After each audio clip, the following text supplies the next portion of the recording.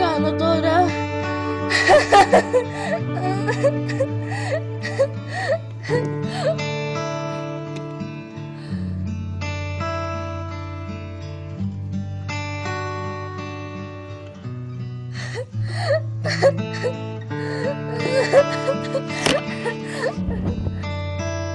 Τι είναι αυτό?